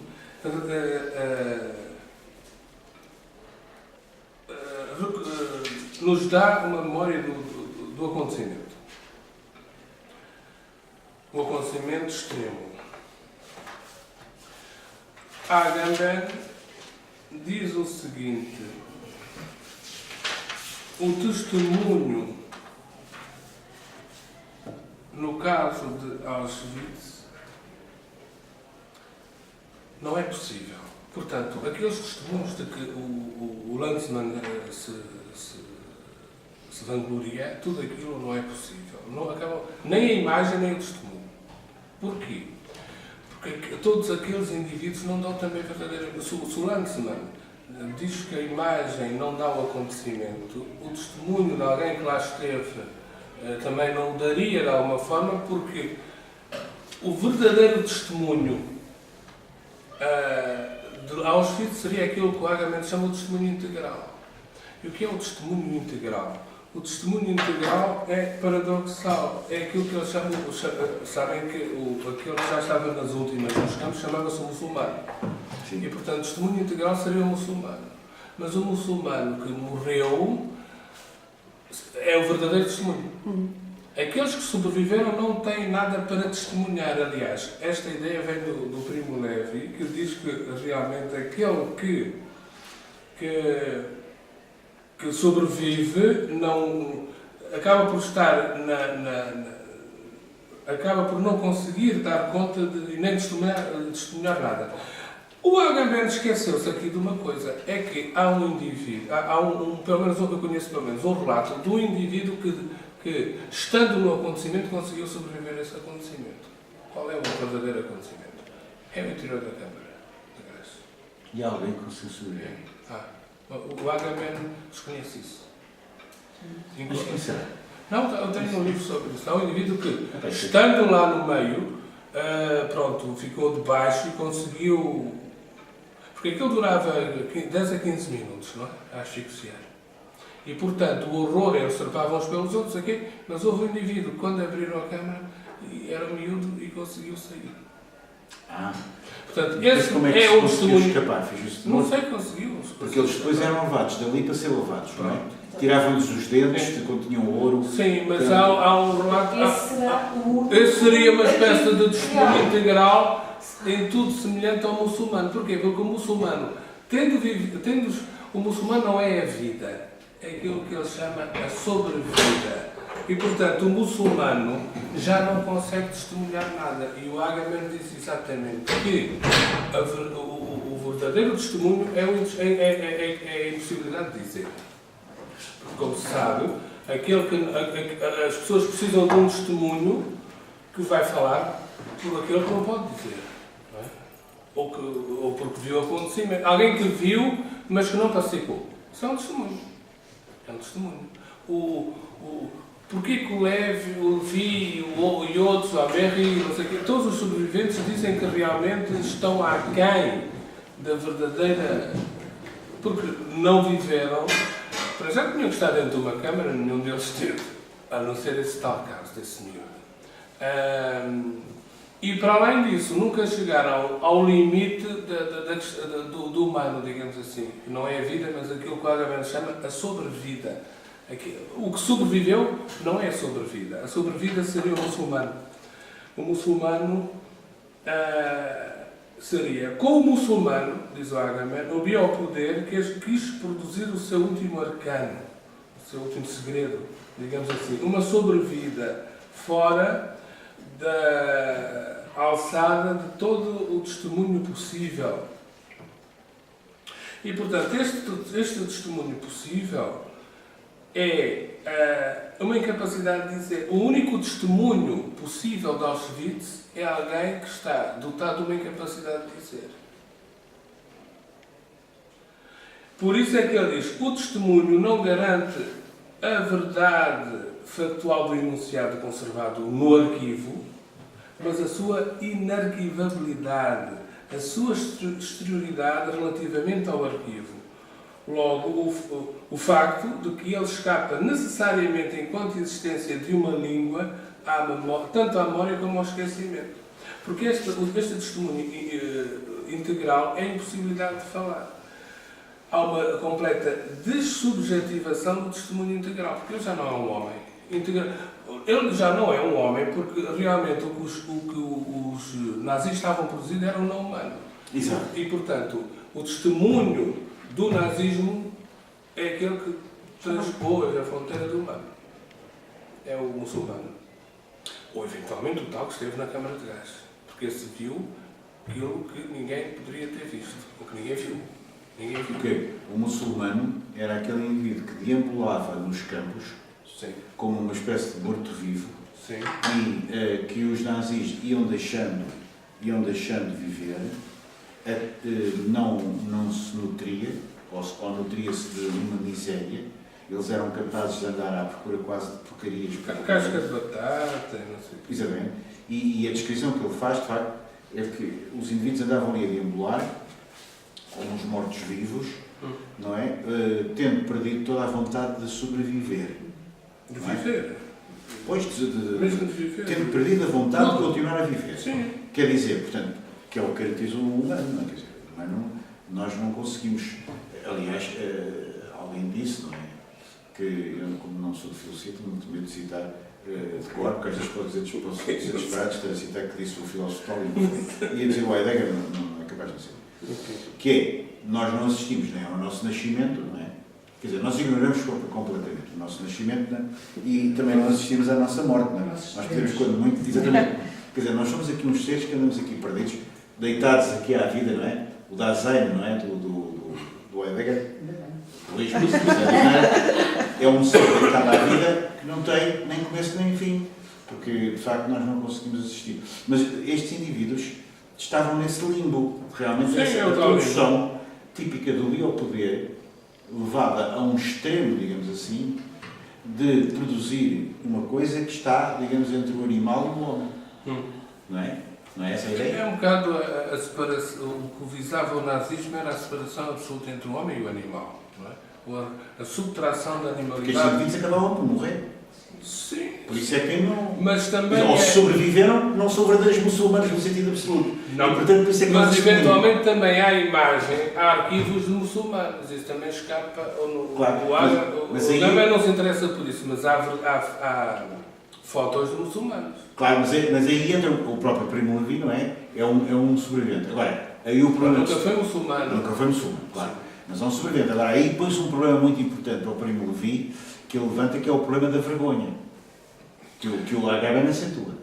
Sim, a vergonha de ter sobrevivido. Ou seja, se tantos morreram, se tantos milhões de crianças, se tantos milhões de... Não é bem a vergonha de ter sobrevivido, é a vergonha de ser um homem.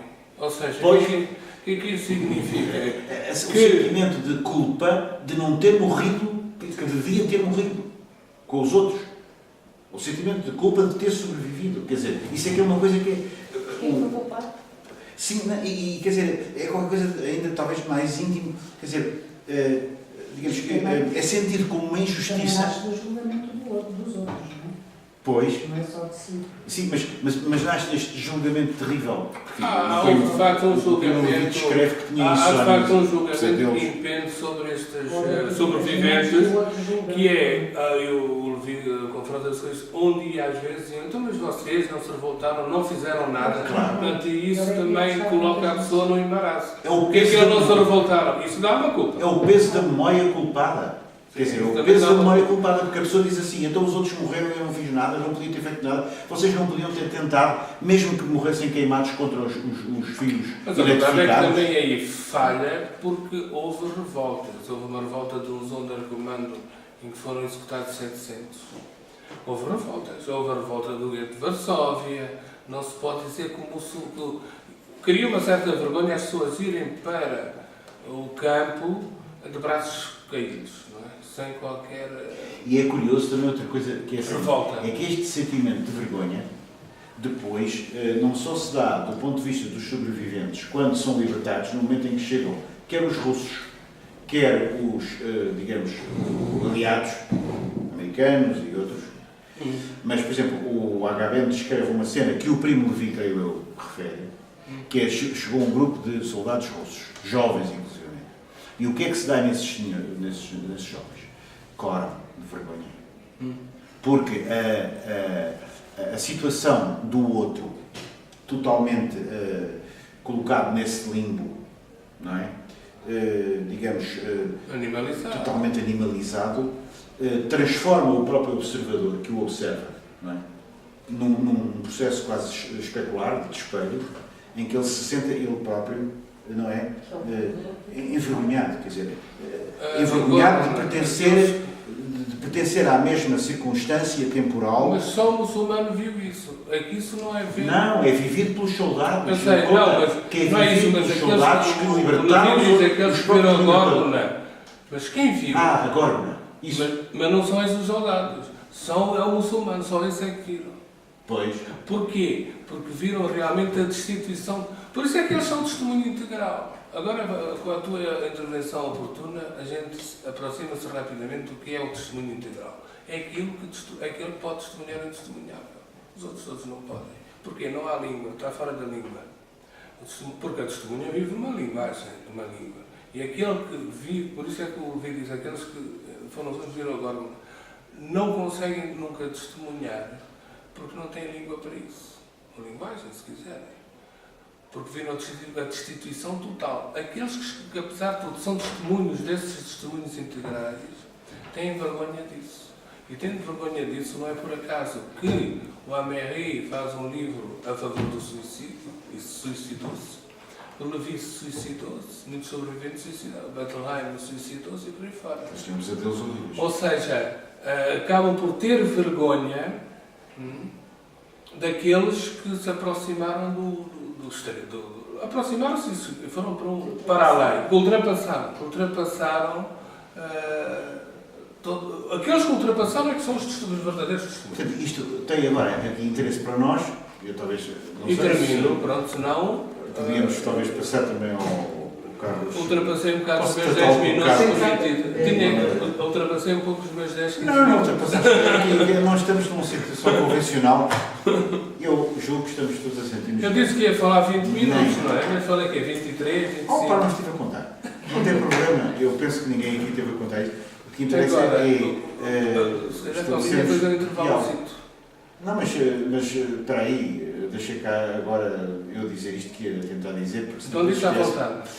Que é o seguinte, não, o problema que a mim se me põe, depois desta intervenção, principalmente do José Caselas, que desde já também, como organizador destes debates, agradeço, embora este seja totalmente informal, é esta, do ponto de vista da história, claro, eu tratei sempre como arqueólogo da pré-história de gente que não falava, não é?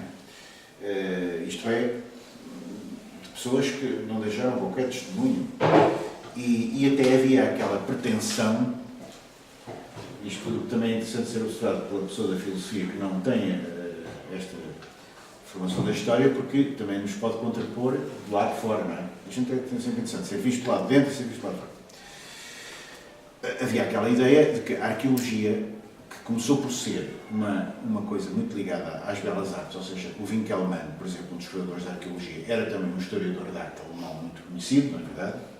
Está aqui outra arqueóloga. E está ali outra. Quer dizer, a questão da arqueologia é que a arqueologia tratava com objetos que não eram feitos para serem documentos, não eram feitos para serem testemunhos. Não é? Testemunhava de forma indireta, não é? A vida cotidiana.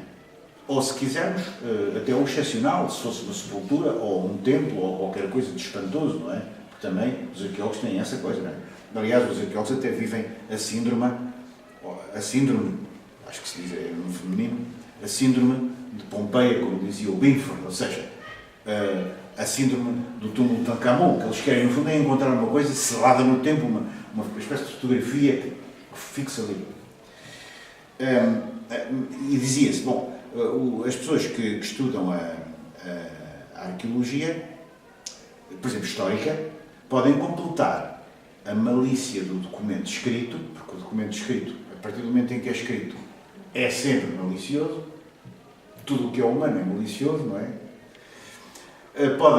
Mas esta versão, que para mim é ingênua, dizia: os arqueólogos têm a vantagem de cotejar o documento escrito, que é sempre malicioso, na verdade, que é sempre intencional, que tem muitas intertextualidades e subtextualidades e coisas que estão entre palavras, entreditos e interditos, não é?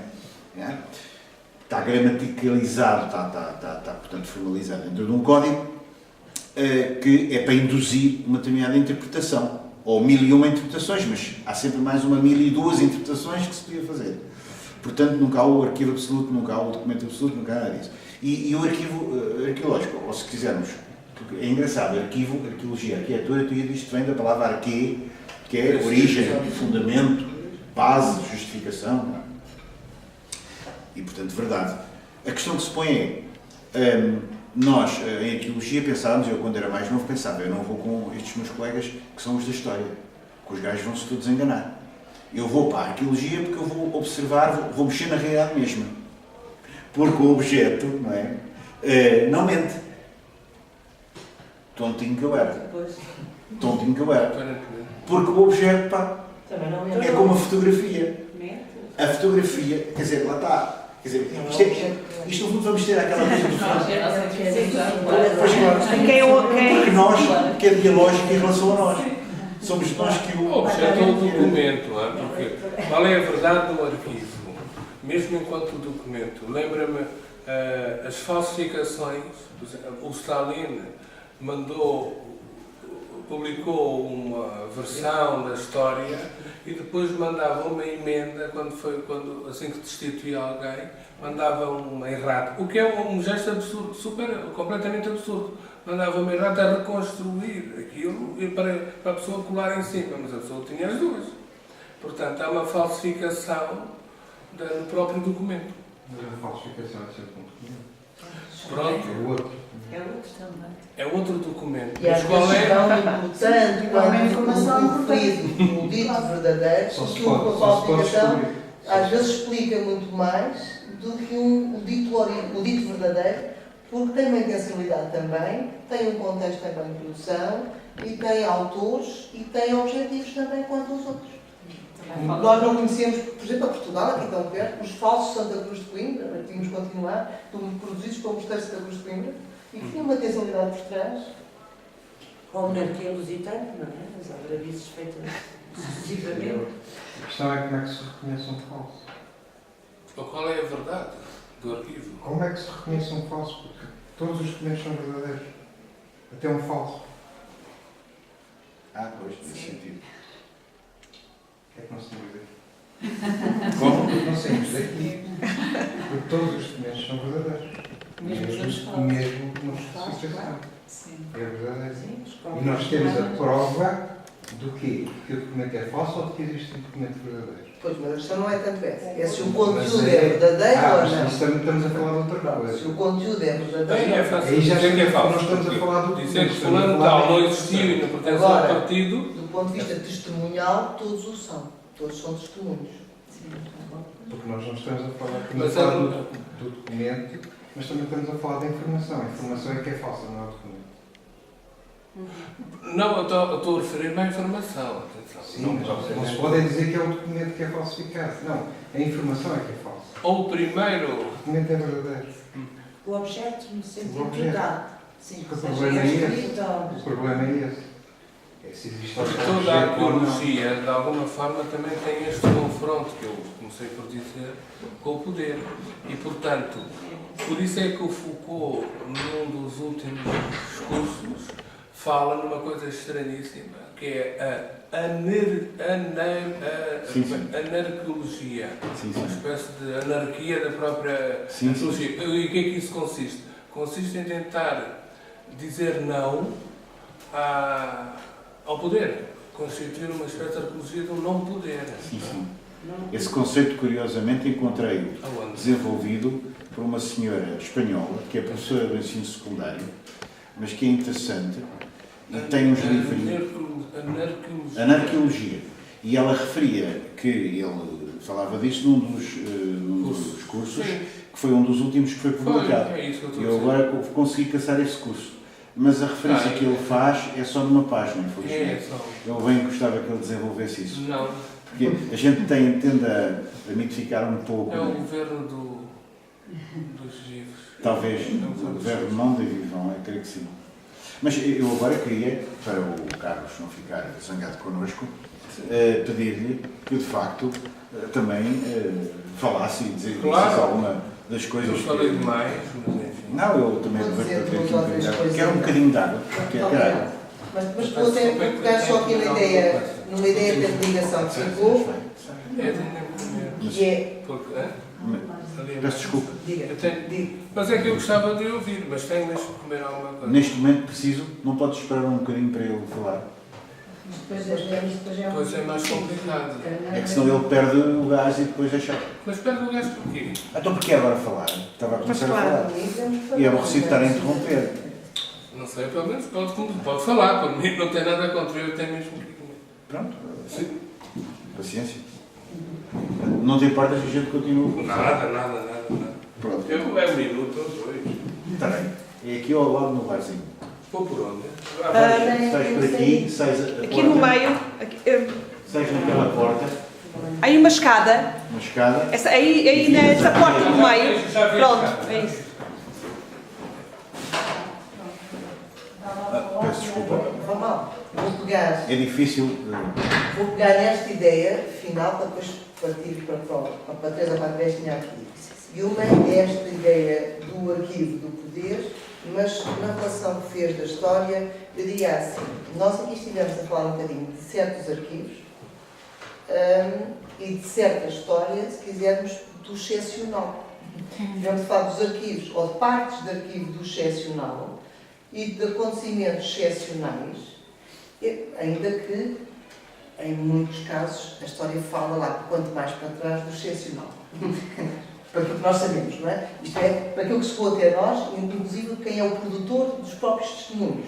E, nesse sentido, o arquivo, e não há dúvidas da arqueologia nesse aspecto, tem nos seus objetos ou no seu conteúdo também o poder, no sentido em que o maior produtor de testemunho, de informação e de documentos é o poder. Isto é aqueles que detêm poderes. Os grupos do poder, se quisermos, daí temos muitas vezes, dizemos, pelo ponto de vista historiográfico, do que aquilo que conhecemos é a perspectiva ou as perspectivas das elites, dos grupos de poder. E nesse também uma dimensão do arquivo enquanto instrumento de poder, pela natureza das próprias fontes ou dos próprios testemunhos. Por outro lado, desde as origens dos arquivos, e existem arquivos desde que existe o homem, na verdade, e chegaram até nós, o objeto desses arquivos, independentemente dos suportes, desde as tabuinhas de argila, desde a madeira, desde em suporte metálico, até sedas, até ao pergaminho, até ao papiro, pergaminho, papel, e hoje o digital, e isto são tudo suportes distintos do arquivo, mas na origem e até ao século XIX, nós temos, de facto, o arquivo é muito... aquilo que ele conserva, isto é os documentos, que hoje tende a haver uma transição da realidade do objeto do arquivo do documento para a informação, mas aquilo que é o documento é muito o documento do poder. E isto está expresso num livrinho pequenino de bolso, muito, muito simpático, da área da ciência e da documentação e da informação, de dois autores, do Alberto Fogueiras e do Cruz Mundet, são espanhóis, e que ele tem este tipo de arquivos dos documentos do poder ao poder dos documentos. E são coisas distintas. O título do livro O livro chama-se Arquivos, 2 pontos. Dos documentos do poder ao poder dos documentos. Onde ele trata uma síntese das origens, e se quiser, dos arquivos, mas com estas questões, e termina, por exemplo, com questões como o Big Brother e coisas do género, da gestão da informação e do acesso à informação e da aplicação da informação. Na verdade, o arquivo, quando surge, vou partir do conceito de arquivo para depois chegar aqui. O que é o arquivo hoje, do ponto de vista mais genérico, mais lato? É toda a informação produzida ou toda a documentação produzida por uma entidade. Seja ela uma pessoa, todos nós temos o nosso próprio arquivo, seja uma família, seja uma coletividade, e essa coletividade seja pública ou seja privada. Uma associação, uma empresa, um município tem o seu arquivo. Isto é, toda a informação ou toda a documentação produzida por uma determinada entidade, no âmbito das suas funções, vejam, eu sublinho este aspecto, no âmbito das suas funções, e depois já explico porquê eu sublinho este aspecto, este é o arquivo, é o que resulta das suas funções. Quer dizer que, em primeira instância, o documento de arquivo, quando é produzido, não é produzido para fazer memória, não é produzido para construir conhecimento historiográfico, não é produzido para ciência. Depois é que o utilizamos para esse fim, porque se assim fosse, nós hoje podíamos construir a história do futuro. Se assim fosse. Não significa, retomando um pouquinho as palavras de há pouco, que os documentos são isentos. Até porque cada documento é fruto de um tempo, é fruto de uma época, é fruto de uma ideologia, de uma cultura, e isso tem intencionalidades, tudo isso tem intencionalidades. Aliás, gosto muito do provérbio do árabe que diz: os homens são mais filhos do seu tempo que dos seus próprios pais. E isto acho que diz tudo, e diz tudo mesmo para os documentos, e inclusive para o conhecimento. A forma como olhamos para o nosso tempo e como os outros homens olharam para o seu tempo, homens de outros tempos, é sempre naturalmente diferente. E aqui está o conceito de arquivo, que na origem, hoje, há pouco falei-vos de arquivo, quer público, quer privado, na origem, esta distinção não se fazia. O que era arquivo, conhecido como tal, era o arquivo público. Mas não era conhecido como arquivo. Nem era considerado como tal, por causa do valor maior do documento de arquivo. Ainda hoje, se calhar, eu digo se calhar para não dizer de certeza, é o valor maior do documento de arquivo, que é o valor probatório, serve de prova. E porquê é que o arquivo privado não era considerado como tal? Porque, se servir de prova, era facilmente manipulável e só aquilo que estava dentro do domínio público é que garantia aquilo que hoje, popularmente, nós ouvimos, pelo menos as pessoas menos jovens, que é o documento faz fé pública. O testemunho de fé. A expressão é mais esta, o testemunho de fé. Isto é, a fidedignidade, qual, eu diria assim, o testemunho da verdade, em parte, não querendo relativizar, mas porque as pessoas dão-lhe, atribuem esse valor, ou seja, o estado do documento é a verdade. E tal é assim sentido, que quando precisamos de provar algo, não provamos com a informação, provamos é com o documento. Isto é, com a informação fixada no suporte. Porque se fosse com a informação, quando vamos a uma repartição pública qualquer, diríamos, e estamos a transmitir informação, mas precisamos de um documento que ateste. É a informação fixada num suporte, sob determinada forma, é que vai garantir essa informação. Não deixa de ser, na mesma, uma outra forma do exercício do poder. Do poder, que é o poder da posse, é um poder de afirmação, é o poder de eu poder dizer que sou eu, que aquele que está ali na frente sou eu, isso também é uma forma de afirmação, mas é de um poder que está associado também a direitos. Porque o documento, enquanto naquela acessão do título do livro dos documentos do poder, servia, sobretudo, documento do poder também, no sentido da legitimação do poder, para a afirmação do poder, mas também para a defesa do direito desse poder, no sentido para que tipo de documentos, sobretudo, se conservavam? Documentos que que garantiam, porque definiam, que eu tinha determinadas propriedades, determinados bens, determinados poderes, no sentido em que um poder